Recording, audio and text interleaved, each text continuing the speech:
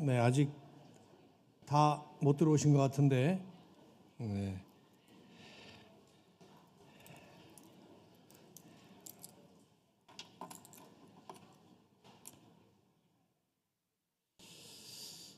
네, 이제 제가 본래 이제 맡았던 그 그리스도 중심적 성경 읽기의 실제를 좀 들어가 보도록 하겠습니다. 그래서 구약에서 뭐 한 세 가지, 또 신약의 장르별로 좀 보도록 그렇게 해보겠는데요. 구약과 신약을 이제 나눈 여러 가지 이유가 있는데, 우리가 얼른 생각할 때는 구약이나 신약이나 다 같은 성경인데 다른가라는 생각을 할 수 있겠습니다만, 근본적인 차이가 하나 있죠. 그리스도 중심성이라는 면에서 볼 때 근본적 차이는, 구약은 오실 그리스도를 바라보고 있는 스테이지였고 그 단계고, 신약은 예수님이 오신 이후의 단계라서 우선 시기적으로도 다른 시기지만 내용을 봐도 구약은 오실 메시아에 대한 약속의 말씀들이에요. 그걸 스토리로 혹은 예언으로 혹은 시로 여러 가지로 모형적으로 메시아가 오신다, 메시아가 오신다, 그분이 오시면 다 해결된다, 뭐 이런 내용이라고 볼 수 있죠. 약속에 대한 promise. 신약은 그 약속되었던 예수님이 오셨다는 성취에 대한 얘기입니다. 오셨다 하는 겁니다.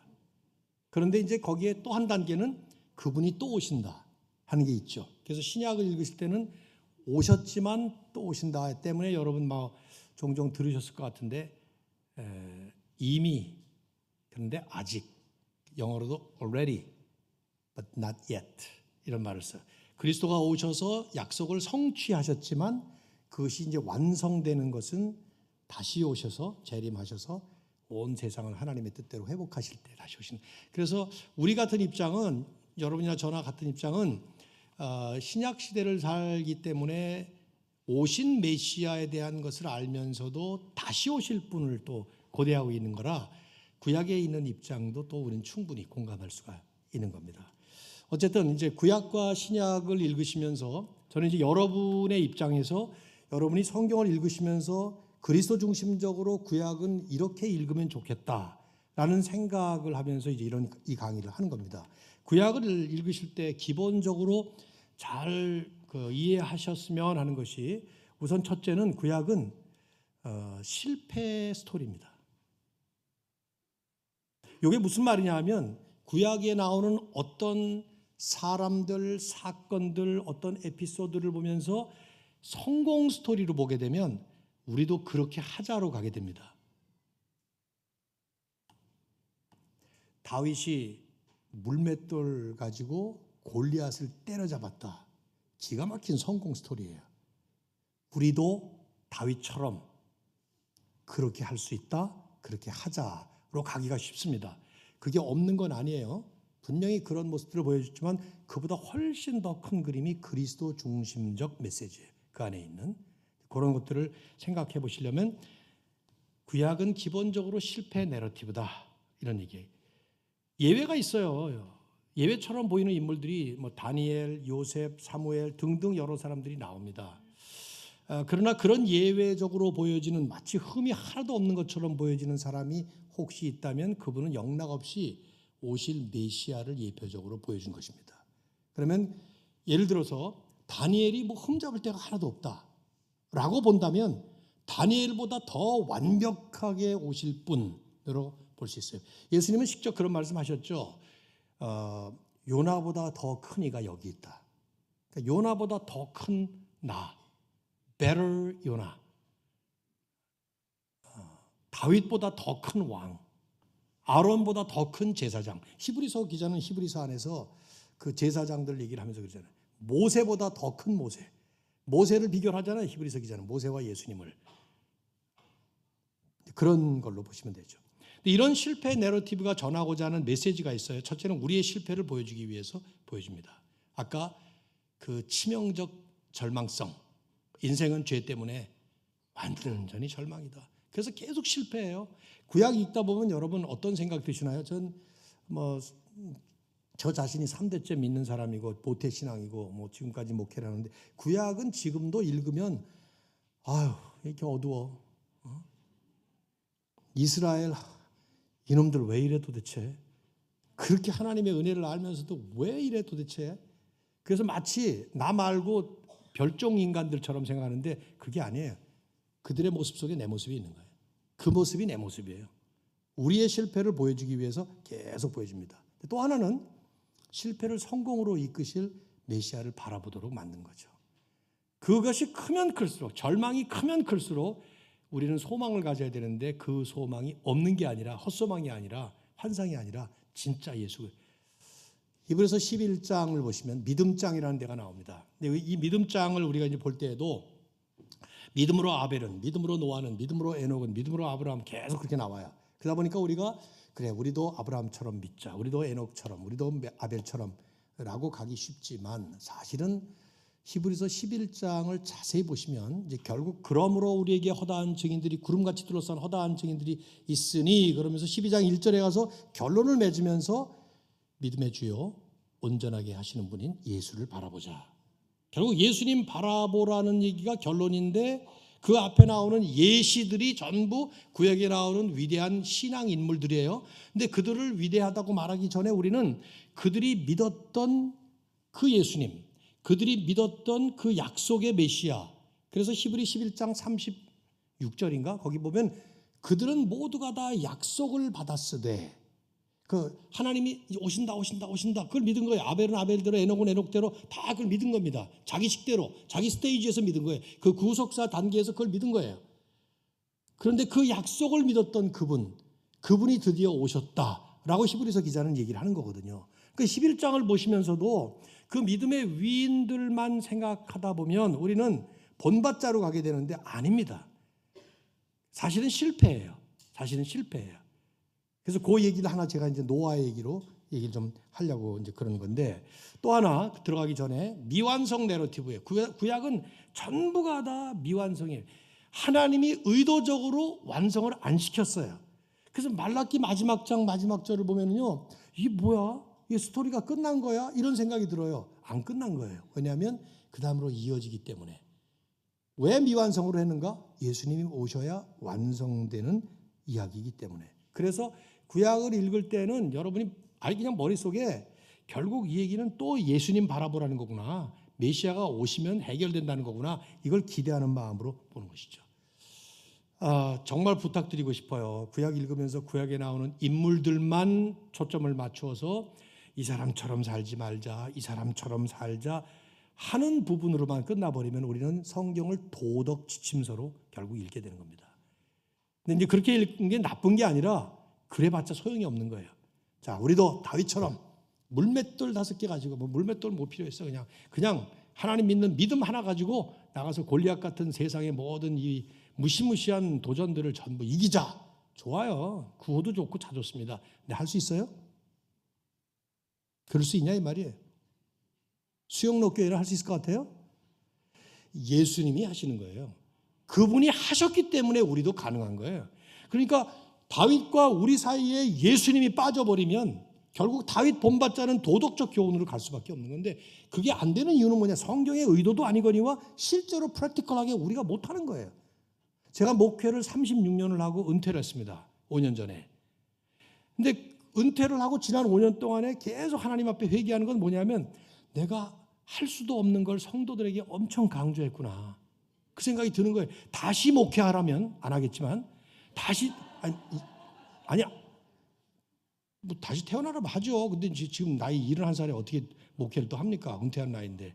은퇴 이미 해버렸는데. 근데 아무튼 다시 돌아간다면 나는 이렇게 설교 안 한다. 어제도 제가 어떤 교회에 가서 설교를 했는데 제가 옛날에 설교했던 설교집을 그분이 읽으셨다고 20년 전에. 그분이 수영록의 교인이셨다가 그다음에 개척하는 교회를 돕느라고 가셨더라고요. 근데 아무튼 그분이 수영록교회를 계속 다니셨대요. 근데 그분이 그러시더라고요. 목사님 옛날에 이러한 책을 제가 읽었습니다. 그러더라고요. 그래서 은혜 많이 받았습니다. 그러길래 그거 설교 잘 못한 것들인데. 내가 그랬어요. 후회가 되는 거예요. 근데 뭐가 후회가 되느냐? 아니 성도들도 할 수 없는 걸 나도 못하는 것을 계속 하라고 제가 얘기했던 거예요. 난 그게 성경의 교훈인 줄 알았어요. 다윗처럼 믿읍시다 뭐 이러지. 갈렙처럼 믿읍시다 뭐 이런 얘기들 말이죠. 좋은 얘기예요. 그런데 불가능합니다. 예수님 없이는. 그래서 우리가 못하니까 예수님이 오셔야만 했어요. 구약은 실패 스토리예요. 전형적인 실패 스토리, failure. 그 다음에 미완성이에요. incomplete. 주님이 오셔야 완성되는 것이기 때문에 구약의 큰 핵심이 인생의 절망성을 보여주죠. 그러니까 구약 읽으면서 불편한 것은 정상이에요. 어떻게 이러냐, 어떻게 이렇게 죄를 많이 짓느냐 할 때마다 우리는 내 안에 있는 죄성을 봐야 됩니다. 그리고 그 죄 문제를 해결하신 분이 바로 내 노력이 아니라 예수님이라는 것. 그분이 오셔야만 했고 오셨고 또 앞으로 다시 오셔서 완성하실 거라는 것. 이걸 기억하셔야 돼요. 자, 이제 실제로 한번 우리 가보겠는데 창세기 9장 20절부터 29절 이건 한번 성경 읽으시죠. 제가 일부러 성경 본문 하나만 한번 뽑아봤어요. 한번 성경 가지고 계시면 이 본문을 같이 읽어보면 좋겠습니다. 제가 한 절 읽고 여러분이 그 다음 절 읽고 이렇게 읽어보죠. 20절을 제가 읽겠습니다. 노아가 농사를 시작하여 포도나무를 심었더니 가나안의 아버지 함이 그의 아버지의 하체를 보고 밖으로 나가서 그의 두 형제에게 알림해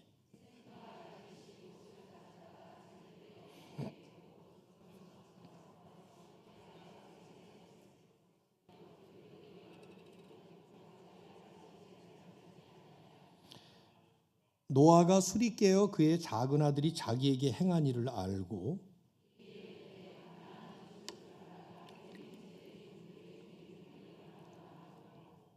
또 이르되 셈의 하나님 여호와를 찬송하리로다. 가나안은 셈의 종이 되고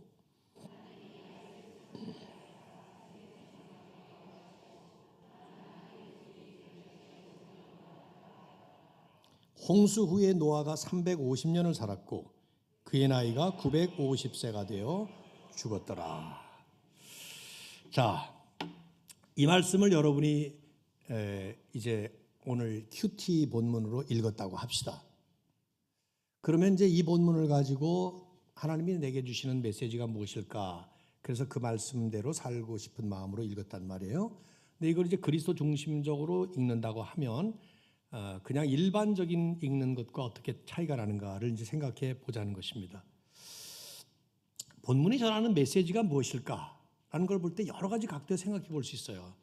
우선 셈, 함, 야벳 이 세 아들이 노아가 포도주를 잔뜩 마시고 술을 마시고 만취가 돼서 쓰러져서 다 벌거벗고 잠을 자는 모습을 본 다음에 함이 그 얘기를 가서 얘기를 했고 셈과 야벳은 그 얘기를 듣고 뒷걸음질 쳐서 그 하체를 가리고 그리고 그 얘기를 나중에 노아가 술 깬 다음에 듣고는 함의 아들 가나안을 저주하고 셈과 야벳은 축복하고 그리고 끝난 것입니다. 이게 노아의 생애의 마지막이에요. 마지막 에피소드예요. 요거하고 그 다음날 죽은 게 아니라 성경이 그렇게 기록한 거예요. 요거까지 기록한 거죠. 자, 그럼 이 스토리를 통해서 전하고자 하는 메시지가 뭘까? 여러 가지 생각해 볼 수 있지 않겠어요? 함의 행동과 그가 그것 때문에 받은 저주에 초점을 맞춘다면 우리는 이런 메시지를 전할 수 있겠죠. 하나님은 부모를 공경하지 않는 자녀들은 축복하시지 않는다. 전 들어본 설교예요. 그게 틀리지 않잖아요. 여기 그대로 나오는 얘기 아닙니까? 아니면 반대로 노아의 그 추태 사실을 덮어주려고 했던 셈과 야벳의 그 아름다운 행동과 또 그들이 받았던 그 축복에 초점을 맞출 수도 있겠죠. 그러면 존경받을 수 없는 부모라 하더라도 부모를 공경하는 자녀들을 하나님은 축복하신다라는 메시지도 있을 수 있겠죠. 뭐 존경받지 못할 부모의 행동이 얼마나 많습니까? 세상에 완벽한 부모가 어디 있습니까? 꼬집으면 다 꼬집을 수 있겠죠. 또 노아의 술 취함 때문에 이런 문제가 발단이 됐단 말이에요. 그러면 술 취함에 초점을 맞춰서 술은 절대로 마시면 안 된다. 그렇죠? 그럴 수 있지 않겠어요? 저희 작은 아버님이 술로 돌아가셨는데 안 믿으셨죠 당연히. 그 작은 아버님께 인사를 드리러 가면은 제가 열심히 신앙생활한 걸 알고 제 대학생 때 저한테 늘 따지는데 사용했던 성경 구절들이 나와요. 너 예수님이 첫 번째 이적 행한 거 뭔지 아냐? 물로 포도주 만든 것이다. 그것도 제일 좋은 포도주 만드셨다. 요셉이 감옥에 갇혔을 때 떡 맡은 관원장과 술 맡은 관원장이 예언을 했는데 떡 맡은 관원장은 사형당하고 술 맡은 관원장은 살아났다. 도대체 성경에서 왜 니들은 술 못 마시게 하냐? 그러면 저는 이제 요걸 가지고 얘기를 했죠. 삼촌 이거 보세요. 노아 잘 살다가 막판에 술에 취해가지고 추태를 보여서 결국은 아들 중에서 함 저주하고 말이지 지가 잘못해놓고 말이야. 막 이런 얘기를 했어요. 술은 절대로 마시면 안 되는 거예요. 마셔도 취하면 안 되는 거야 이렇게. 취하더라도 빨가벗으면 안 되는 거예요. 막 이러면서 그냥 이거 가지고 막 따졌죠. 더 확장시킬 수 있어요. 술처럼 자기 판단력, 절제력을 잃게 하는 모든 것들을 하면 안 된다. 예를 보시면 여기 나오지 않습니까? 노아가 얼마나 훌륭한 사람이었습니까? 그런데 막판에 술 마시면서 절제력과 판단력을 잃으니까 이런 추태를 보이지 않습니까? 이런 여러 가지 뭐 다 볼 수 있어요, 여러분. 그렇죠? 질문은 이거죠. 무엇이 성경이 우리에게 전하고자 하는 메시지냐 이 말이에요. 이 본문을 통해서 전하고자 하는 메시지. 만일에 어떤 영화 감독이 저희들이 이제 설교 코칭할 때 잘 쓰는 것 중에 하나인데 영화를 만들었는데 그 영화의 내용이 뭐냐면은 어떤 이제 두 연인이 나오는데 그 연인 중에 이제 자매가 여자가 어떤 괴한에게 납치를 당했어요. 근데 그걸 구하기 위해서 이 주인공 형제가 쫓아가다가 옆에 오토바이가 있으니까 오토바이를 탁 남의 오토바이죠. 탁 타가지고 막 쫓아가서 드디어 잡아서 때려잡고 자기 애인을 구출했단 말이에요. 자 그럼 영화의 스토리는 뭐겠어요? 이 청년의 용맹, 그 여인을 사랑하는 그 마음 이렇게 영화를 보면서 이해해야 되는데 그 영화를 보다가 남의 오토바이를 저 훔치면 되나? 저 도둑질 아니요? 저 청년 저거 뭐야 저거? 우린 도둑질하면 안 돼. 뭐 이런 식으로 하면은 맞긴 맞는데 그게 그 영화의 의도냐 이 말이에요. 그러니까 성경에 나오는 많은 얘기들이 맞기는 맞는데 그게 성경의 의도냐 이 말이죠. 창세기를 기록한 모세의 의도인가? 하나님의 의도이신가? 이 질문이 중요한 거죠. 그래서 우리는 문맥을 볼 수밖에 없어요. 창세기의 문맥을 쭉 보시면 6장부터 시작된 홍수 심판의 그 내러티브 그 속에 중심 인물인 노아에게 오늘 초점을 맞춰봐야 되겠죠. 그러면 이 사건은 노아가 술 취해서 벌거벗는 추태를 보임으로 인해서 불미스러운 스캔들이 벌어진 거예요 지금. 그렇죠? 여전히 쭉 읽다 보시면은 갑자기 노아가 이상하게 추태를 보인 거예요 여기서. 그럼 성경이 보여주는 인간의 벌거벗음이라는 게 뭔가? 창세기 1장 더 거슬러 올라가 보면 쭉 보시면 죄짓기 전에는 하나님 앞에서 벌거벗었어도 괜찮았어요. 아니 벌거벗고 살았어요. 아담과 하와가 벌거벗고 살았어요. 하나님이 다 보시고 자기들끼리도 다 보고 근데 그게 순수하고 깨끗한 모습이었어요. 죄가 아직 들어오기 전이었는데. 근데 죄가 들어온 다음에는 이건 부끄럽고 수치스러운 모습의 상징적인 모습입니다. 그러다 보니까 딱 죄를 짓자마자 이들은 가리기 시작합니다. 숨습니다. 결국 나뭇잎으로 가렸지만 하나님은 야 그것까지 되겠냐? 내가 좋은 옷 만들어주마 해가지고 가죽옷을 가죽 바지, 가죽 잠바 뭐 이런 거 착 만들어서 아담에게 하와에 입혀준 것이죠. 노아는 6장 9절에 보면 노아에 대한 프로필이 나옵니다. 노아는 의인이요 당대의 완전한 자요 하나님과 동행하였다 라고 소개됐어요. 그래서 온 세상이 타락해서 하나님의 심판을 받을 수밖에 없는 그때 유일한 소망이었습니다. 노아 그 한 사람. 노아 때문에 아들들도 살고 아내도 살고 뭐 며느리도 살고 다. 그런데 그런 그가 자신의 죄성을 드러내듯이 그 부끄러운 벌거벗은 모습을 드러낸 거예요. 이게 화근이 돼서 아들들의 미래가 갈라지고 그렇게 퍼져나간 노아의 자손들이 결국 10장에 이름이 쫙 열거가 됩니다. 지금 이 에피소드는 저 성경 본문의 에피소드는 영락없이 노아의 망가짐을 보여주고 있습니다. 앞부분에 노아의 그렇게 멋진 모습, 홍수 심판 속에서 살아났던 유일한 사람, 자기만 산 것이 아니라 남까지 구원했던 구세주 같은 사람인데 여기서 망가진 모습으로 나옵니다. 홍수 심판 속에 유일한 의인, 유일한 구세주였던 이 사람이 실패했다는 얘기예요. 실패 스토리예요. 결국은 이걸 보면은. 근데 더 중요한 건 하나님은 여전히 그런 그에게 은혜를 베푸셔요. 아유, 내가 노아 너 믿었는데 믿었던 도끼에 발등 찍히듯이 너한테 또 배신당했구나.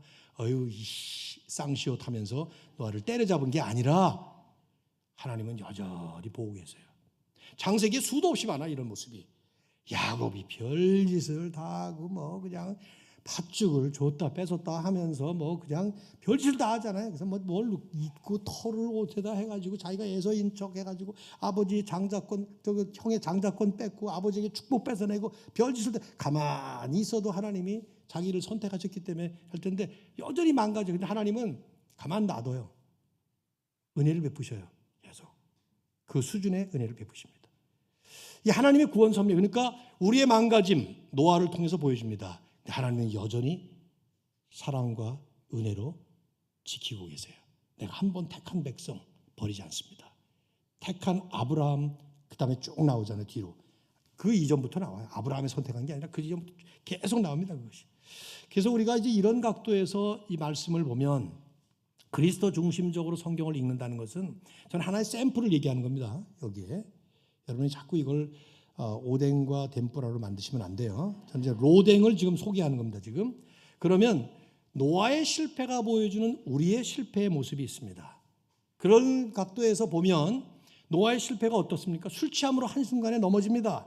그러니까 저는 노아 같은 사람도 무너지는구나 쉽게 이런 생각이 드는 거죠. 노아는 안 무너질 줄 알았어요. 어려움이 지나고 평안이 찾아온 다음에서 홍수 심판이 끝났어. 이제 다 문제가 해결됐어. 그런데 넘어져요. 성경에 보면 이런 사람들이 한두 명이 아니에요. 다윗 목동 시절에 사울에게 쫓겨다닐 때 기가 막힌 모습을 보이죠. 사울 당장에 죽여버릴 수 있는데 예수님처럼 용서해주고 옷자락만 살짝 빼기도 하고 뭐 그래요. 근데 나중에 다 되고 나니까 그 많은 여인들을 놔두고 굳이 자기 충신인 우리아의 아내를 뺏어가지고 아내로 만들어버린 이런 이 모습, 평안이 찾아온 다음에 망가지는 이 시운. 우시야 52년 동안을 이스라엘을 다스리다가 강성하여짐에 그가 교만하여져서 하는 말씀이 역대하 26장에 나오죠. 그러니까 일종의 그 앞으로 계속 등장할 이 실패자들을 노아가 대표적으로 보여주는 그런 모습이 역력하죠. 게다가 성숙함이 최고조에 달했던 나이 600세 때 이 정도쯤 살았으면 저도 70쯤 되고 나니까 옛날에 왜 이렇게 잘못했지, 왜 이렇게 부족한, 다시 돌아간다면 내가 그런 실수 안 한다 라고 생각하는데 600년을 살았어. 나보다 열 몇 배야 이게 지금. 이 정도쯤 됐으면 말이야 이게 좀 성숙해야 되잖아요. 근데 인간은 성숙이라는 게 없는 거예요. 죽는 순간까지 연세 드신 어르신들도 이걸 보면서 죄 때문이죠. 죄 문제를 아주 적나라하게 보여줍니다. 근데 중요한 건 노아의 실패에도 불구하고 은혜를 베푸시는 하나님이에요. 그래서 6장 9절에 보시면 노아는 의인이요 당대의 완전한 자라 하나님과 동행했다라는 말씀이 나오지만 그 바로 앞절에 먼저 나온 말씀이 있어요. 그러나 노아는 여호와께 은혜를 입었더라.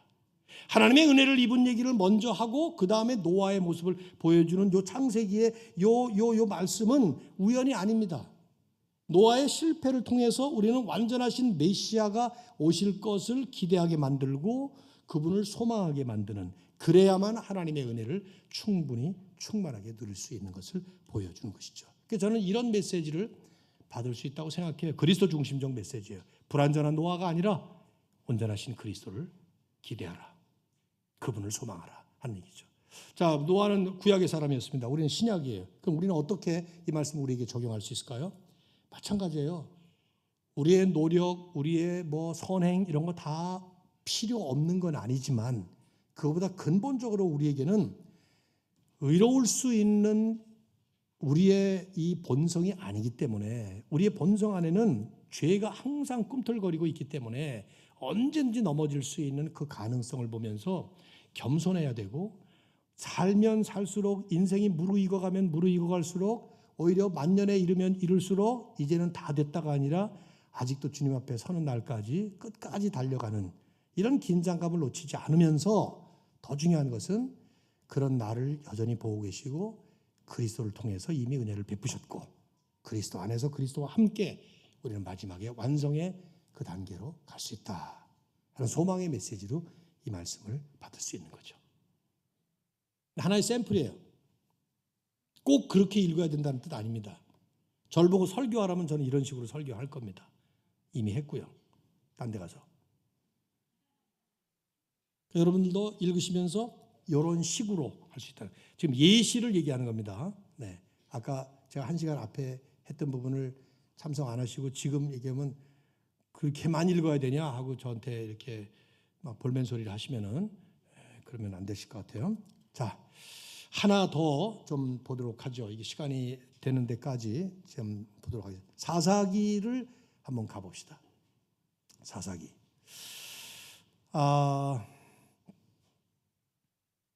사사기 전체를 1장부터 21장까지 쫙 읽을 때 어떻게 읽어야 될까 하는 생각을 해보시는데 우선 사사기 내용을 좀 스케치를 한번 해보시죠. 읽다 보면 어떤 생각이 드세요? 저는 이 이스라엘이 어쩌면 이렇게 죄를 짓나. 그 죄를 지을 때마다 또 맞아. 그리고 무너져. 그 죄와 그 패배 이걸 계속 보여주죠. 우선 구성을 좀 보면은 1장 1절부터 3장 6절까지 서론적인 말씀이 나와요. 여호수아서에 이어서 곧바로 이제 나오기 때문에 사실 우리는 성경을 이렇게 단편적으로 자르기보다는 이렇게 연속적으로 읽어가면서 보시면 여호수아서는 거의 승리와 성공을 보여주는 것 같아요. 물론 아간의 아이성 실패가 잠깐 나오긴 하잖아요. 그렇지만 그래도 처음부터 보면 계속 승승장구하는 모습 보이잖아요. 마지막 여호수아 마지막에 가면 드디어 땅을 분배하고 이스라엘에 안식이 주어지는 것 같은, 히브리서 기자는 그 얘기를 안식의 얘기로 끄지 않습니까? 그래서 그 안식을 얻었다. 그런데 그 안식은 완전한 안식이 아니었다. 그리스도 안에서 우리는 안식할 수 있다 하고 히브리서 기자는 그걸 또 해석하는 내용이 또 나옵니다. 이게 성경이 성경을 해석하는. 어쨌든 그 여호수아서에 곧이어서 나오는 사사기의 이야기는 영락없는 실패 얘기예요. 영락없는 패배 얘기예요. 영락없는 죄에 대한 얘기입니다. 그래서 1장 1절, 2장, 3장 6절까지 가나안 정복을 계속 실패하는 모습을 보여줍니다. 들어가서 싸우는데 다 점령을 못해. 가다가 말어. 막 이런 얘기들이 나와요. 계속해서. 뭔가 자꾸 캥겨요. 좀 뒤끝이 좀 시원치가 않아요.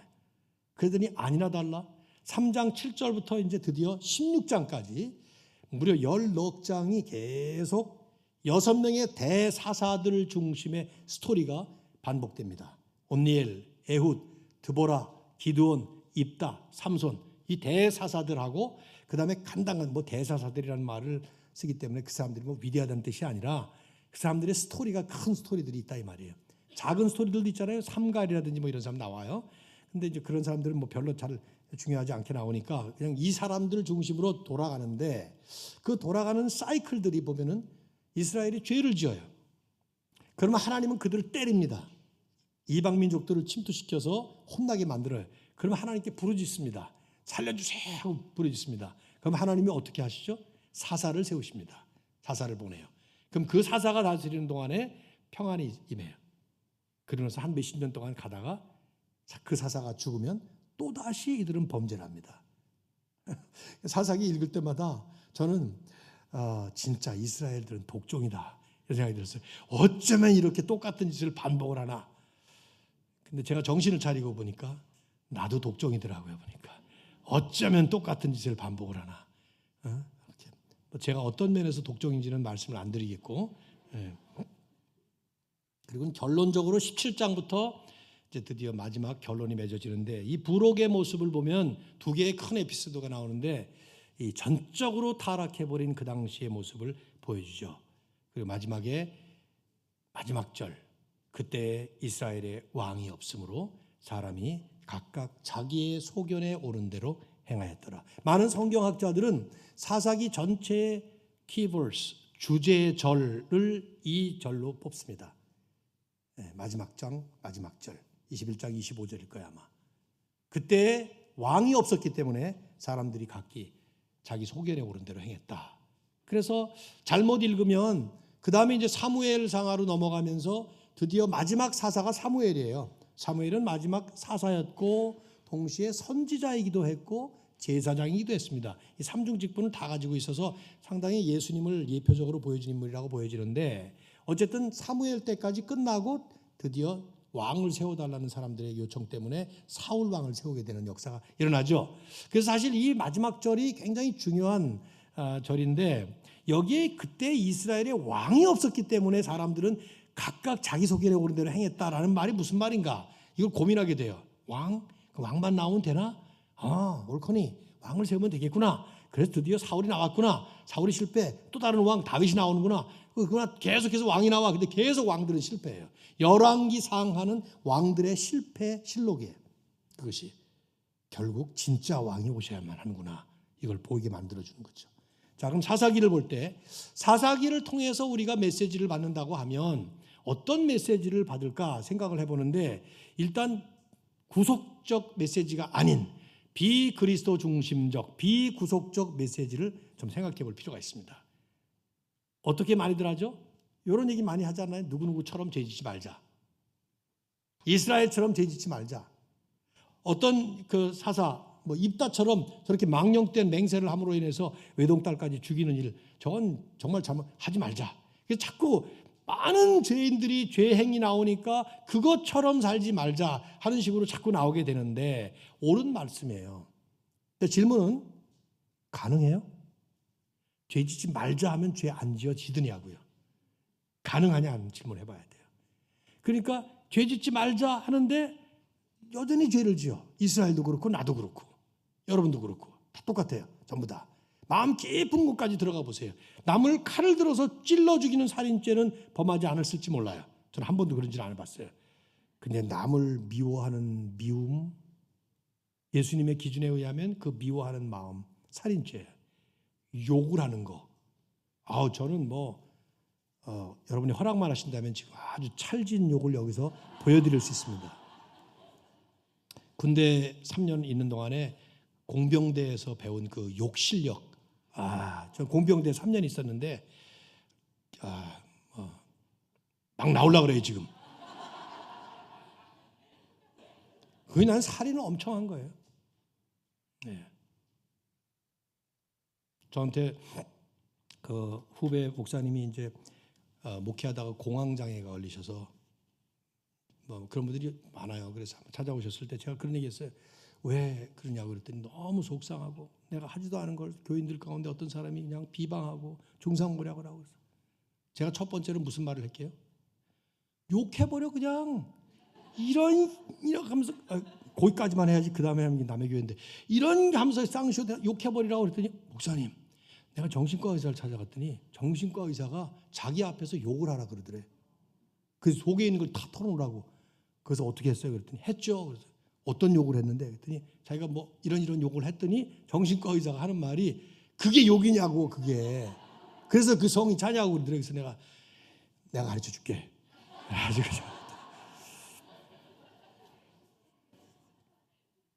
이런 제가 살인죄, 저는 살인범이에요. 수많은 사람을 욕을 했습니다. 지금도 운전하고 가다가 누가 미국에 있다가 한국에 오니까 깜빡이를 딱 주면은 비켜줘야 될 거 아니야. 근데 깜빡이를 주면 더 들어와. 저런 이게 확 나와 입에서. 이 말이 안 되잖아요. 깜빡이를 왜 트냐고. 나 들어갑니다. 좀 비켜주세요 하는데 더 달려 들어와. 한 차가 한 대가 들어오는 게 아니야. 뒤에 것도 같이 따라 들어와. 그래서 정말 나도 그래서 깜빡이 안 주고 확 들어가 버리는데, 그러면 분명히 뒤에 사람이 저런 욕을 했을 거라고. 이런 거 아직도 그래요. 아직도 이 나이가 돼도 목회를 이렇게 오래 했어도. 그러니 저는 그럴 때마다 나는 소망 없는 죄인이구나 생각이 들죠. 요게 사사기 읽을 때마다 저에게 나와요. 근데 그러다 보니까 죄 짓지 말자 하는데 이게 되겠냐 이 말이지.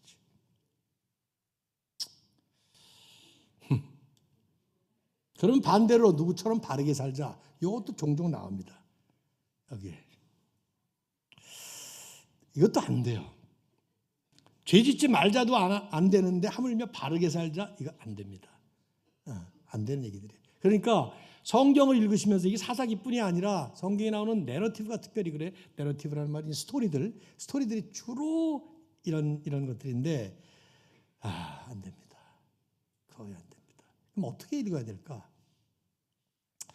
사사기의 그 올바른 구속적 메시지를 잘 읽으셔야 합니다. 아까 말씀드린 21장 25절의 말씀을 보면 그때 이스라엘의 왕이 없으므로 사람이 각기 자기 소견에 오른 대로 행하였더라. 그 각기 자기 소견에 오른 대로 행하는 모습이 사사기의 연속극입니다. 이것은 사사기의 그 시대의 이스라엘 백성들이 왕이 없다는 것은 진정한 왕이 하나님이신데 그 하나님의 왕권을 인정하지 않은, 그럼 누가 왕이냐? 자기가 왕이에요. 그래서 자기 소견에 오른 대로 행하는 것입니다. 그 왕권을 인정하지 않은 자기중심적 그 세대의 비극적인 결말을 결국 사사기 기자는 마지막에 그렇게 쓴 것이죠. 그러므로 사사기는 일단 거기에 나오는 중심 인물들이 사사들이에요. 근데 그 사사들을 보면 온니엘이 좀 달라요. 온니엘은 그래서 많은 신학자들이 오실 메시아의 표상적, 예표적 인물로 봅니다. 근데 이제 온니엘도 뭐 완벽한 인물이라서가 아니라 안 쓴 거지. 그냥 사사기 기자인 성경 기자와 성령님의 감동으로 그냥 한 사람쯤은 그렇게 예표적으로 첫 번째 사사를 제시한 거죠. 이래야 된다. 그런데 그렇지 않더라. 온니엘, 그 다음에 에훗은 깡패예요. 자객이에요. 고대판 자객. 칼제비 자객이야. 그래서 그걸 잘 읽어보시면 요즘에 영화에 많이 나오는 뭐 킬빌 같은 영화 그 보신 분이 계신가? 잔인한 영화인데 회개하셔야 돼. 그런 영화 보지 마셔야 돼. 아무튼 그런 영화들이 그 고대판이에요. 성경판이지 그런 것들이. 드보라 여성들이니까 멋있는 것 같죠? 그렇지 않습니다.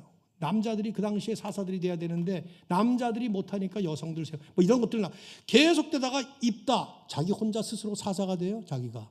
하나님이 세우신 적이 없어요. 입다는. 점점 망가져가는 사사들.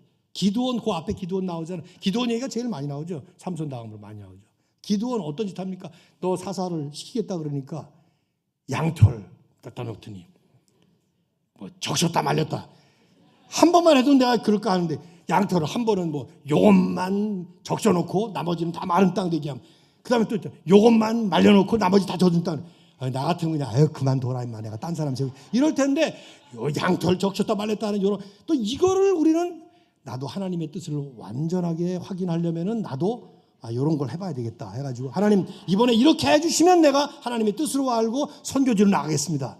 근데 그렇게 해주셨더니 그거 말고 다시 한 번 더 뭐 이런 식으로 그걸 모델로 삼아서 그것처럼 하자라는 식으로 가는, 이것도 아닌 것이죠. 그래서 우리는 사사들을 보면 쭉 진행되면서 점점점 망가져서 결국은 삼손이 마지막 사셨는지 그 순서대로 그렇게 되는지 그걸 우리는 모릅니다. 근데 성경은 그렇게 주제별로 일종의 그 thematic cultural 스트럭처를 만든 거죠. 구조를. 근데 어쨌든 삼손은 보면 나시린이에요. 태어날 때부터 예수님과 같은, 세례 요한과 같은. 근데 이 친구는 조금 지나면서 나시린은 둘째치고 일반 성도도 해서는 안 될 짓을 계속합니다. 죽은 사자 시체 만지면 안 되는 건데 이방 여인하고 별짓을 다 해. 그러면 별별 짓 다 하잖아요 거기서. 그런데 하나님은 여전히 그런 사람을 통해서 계속 이스라엘을 구원하시는 일을 이끌어 나가시는 거예요. 사사들은 실패. 근데 하나님은 그 일을 이끌어 나가셔요. 그런 면에서 볼 때 이스라엘을 통해서 우리는 스스로 왕이 되어 살 수 없다라는 메시지를 받게 됩니다. 자기 소견에 오른 대로 그 시대의 모든 사람들이 다 그러려고 그랬어요. 그래서 마지막 두 에피소드가 그걸 보여주잖아요. 사람 하나를 그냥 난도질을 해가지고 12지파를 보내가지고 그걸 또 베냐민 지파에서는 또 동족 상잔의 비극으로 마지막 결말 맺는. 그러니까 사사기를 읽어보면 성경 중에서 진짜 엉망진창해. 근데 그렇게 됐던 이유는 다 자기 소견에 오른 대로 살았던 거예요. 법도 없고 아무것도 자기가 법이야. 저는 점점 오늘날의 그 포스트 모던 시대에 자기중심적 시대, 절대적인 권위를 무시해버리고 그 절대적인 권위라는 건 없다. 절대적 진리라는 건 없다라는 말 속에 담겨져 있는 깊은 내막은 그렇게 말하는 내가 진리다. 그렇게 말하는, 그걸 결정하는 내가 결국 왕이다. 그 얘기거든요. 사사시대하고 아주 비슷해요. 그거 보여주는 것이죠. 그러니까 이스라엘을 볼 때, 그 나오는 모습들을 볼 때 우리는 스스로 왕이 되어서 살면 안 된다는 것이고, 사사들을 보면 인간 누구나 온전한 구원자가 될 수 없다. 하나님이 세우셨죠. 잘못 생각하면 하나님이 실패하셨나? 하나님이 실수하셨나? 아니 어쩌다가 입다 같은 놈, 어쩌다가 기드온 같은 놈, 삼손 같은 놈을 나시린으로 택했냐 말이지. 하나님 실수 같은데 우리 그렇게 보면 안 됩니다.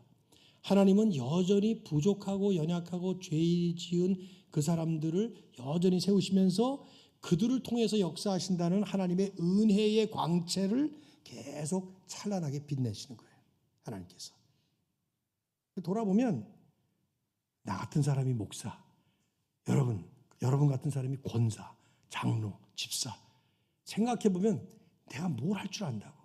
내 속을 들여다보면 아직도 내 속 깊은 곳에서는 그 지옥의 모습이 연연한데, 하나님은 은혜로운 하나님으로 내 대신 예수님을 통해서 나를 보고 계시고, 이런 이제 하나님의 은혜를 이 안에서 잘 보여주는 것이죠. 그래서 결론적으로 저는 이런 메시지를 봅니다. 인간 사사들과는 달리 완벽한 사사, 진정한 사사, 진정한 왕으로 오실 그리스도, 그분을 바라보도록. 그래서 그분이 오시면 온전한 안식, 온전한 평안과 온전한 구원을 주실. 사사시대에 보면요, 사사들이 이제 이렇게 집권을 하면, 그러면 그들이 사는 동안은 평안하였더라. 몇십 년 동안. 또 그들이 사는 동안은 평안하였더라. 그들 때문에 평안하다. 이게 계속합니다. 그런데 그 평안이 오래 안 가. 40년, 20년, 길면 80년 이렇게 가다 끝나요. 다 한시적이야. 그런데 그렇게 한시적이지 않은 영원한 평안과 영원한 안식을 주실 그분이 오신다. 계속 우리로 하여금 갈증을 느끼게 만드는 거죠. 여러분과 저는 사실은 이 성경 시대에 나오는 사람들보다 훨씬 더 저희는 아주 좋은 자리, 뭐라 그래요? 유리한 자리에서 지금 사실 신앙생활을 하고 있는 거죠. 그냥 그 예수님을 우리는 이제 알게 되었으니까 말이에요. 너무 감사한 일이죠. 이렇게 이제 사사기를 읽을 수 있습니다. 읽었으면 좋겠어요. 그렇게. 저희 집에 제가 목회하는 동안에 뭐 선물도 받았고 저도 사기도 했고 그런 이제 많은 설교집들이 있는데, 저도 사사기 설교집을 한번 썼고, 그리고 사사기 설교집이 뭐 많았어요. 그런데 그 중에 상당수의 책들을 제가 버린 책들이 있는데, 그 책들이 내용들이 그런 내용들이었습니다. 우리도 삼손처럼 뼈다귀 하나만 가지고 그냥 1000명을 때려 눕히고 이런 위대한 일을 하나님이 우리를 통해서 이루신다. 그때는 저도 약간 좀 그런가? 그런 생각을 했었는데, 깊이 생각해 보니까 그게 사사기의 메시지는 아니에요. 우리가 삼손이 되라 그런 건 아니에요. 오히려 반대예요.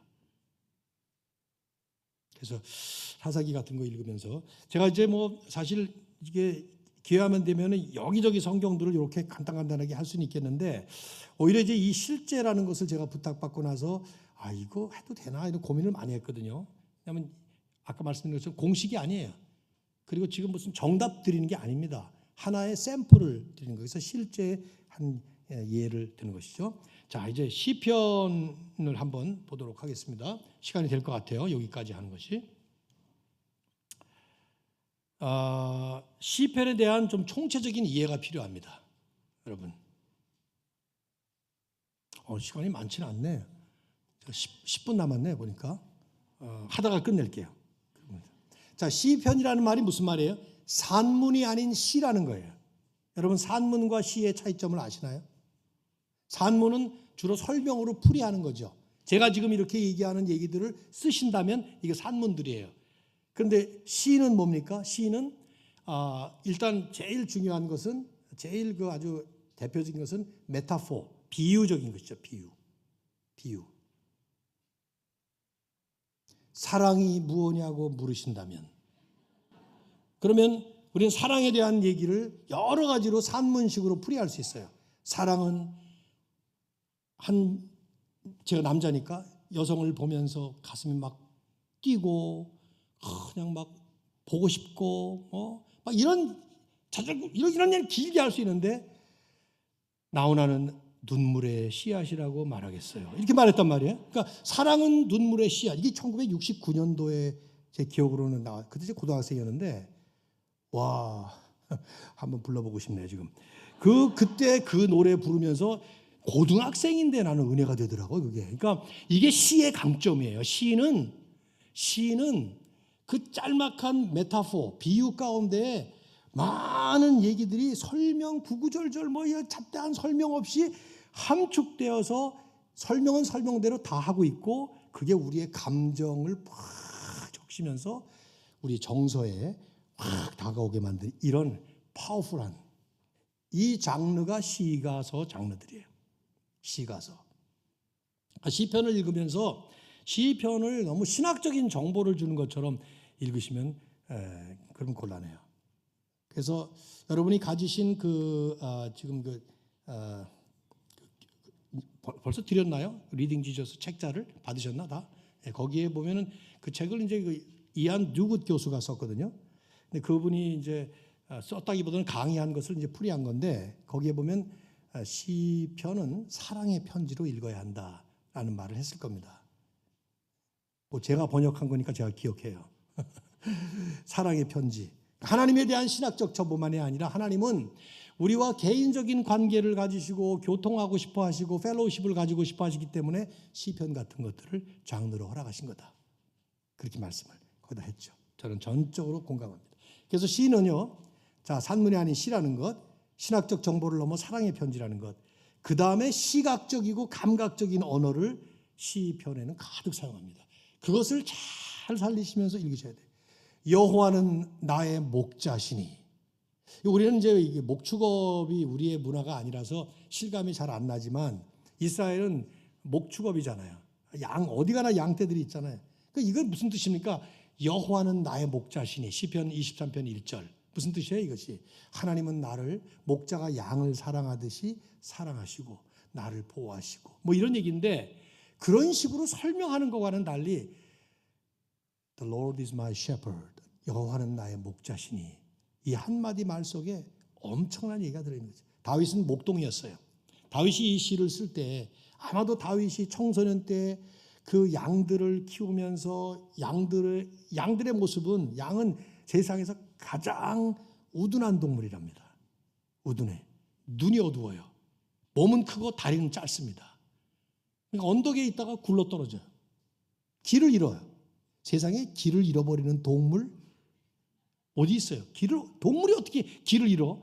양은 잃어버려요. 그래서 길 잃은 양이 나와. 가장 자기 보호를 못해.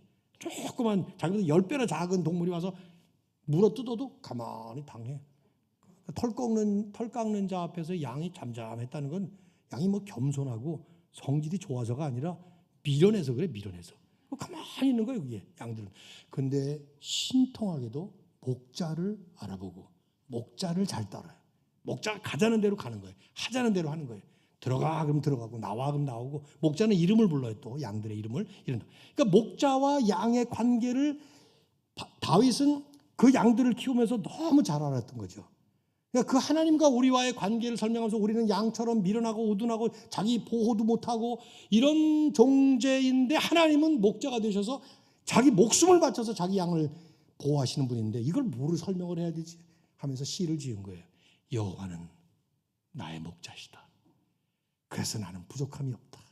하나님이 목자가 되시면 끝. 이 시각적이고 감각적인 언어. 근데 시편을 읽어보시면 1편부터 마지막 150편까지 시편의 전체 흐름이 있습니다. 대부분의 경우가 탄식, 좀 이따 말씀드리겠는데 이거는 아마 오해해야 될 것 같아요. 탄식시가 제일 많아요. 한탄하고 막 화나고 슬퍼하고 괴로워하고 이런 탄식시. 그런데 그 탄식에서부터 시편 전체가 찬양을 향해서 쫙 흘러갑니다. 개별적인 시편들도 그렇지만 전체 150편이 다 그래요. 그 이유가 뭐냐?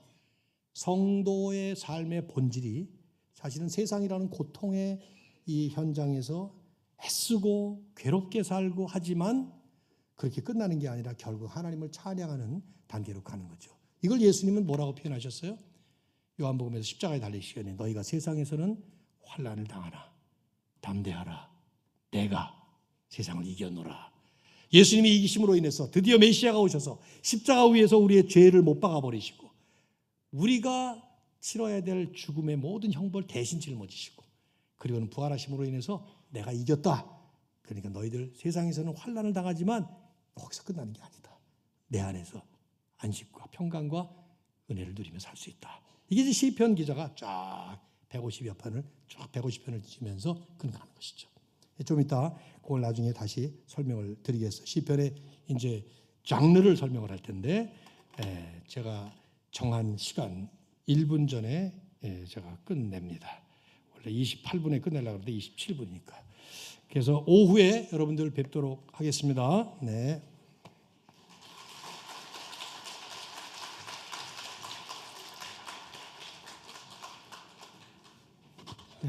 몇 가지 광고 드리겠습니다. 네, 아까 목사님께서 이제 그 강의 PPT 한번 공유해 주신다고 말씀하셔서 카카오톡 오픈 채팅방을 개설했습니다. 그래서 PPT 파일을 또 받고 싶은 분들은요, 지금 한번 핸드폰을 한번 꺼내 보실까요? 네, 핸드폰을 꺼내 주시고요. 우리 맨 아래 하단에 이제 오픈 채팅이 있죠. 한 가운데 그거 눌러주시고 검색창에다가 수영로 리딩 지저스라고 치시면요, 띄우지 마시고 바로 이어서 수영으로 리딩 지저스 치시면요, 바로 오픈 채팅방 하나가 뜰 겁니다. 거기로 들어오시면 오늘 오후 강의 전에 파일 하나 올려드리겠습니다. 혹시 못하시는 분 안 계시죠? 안 계시면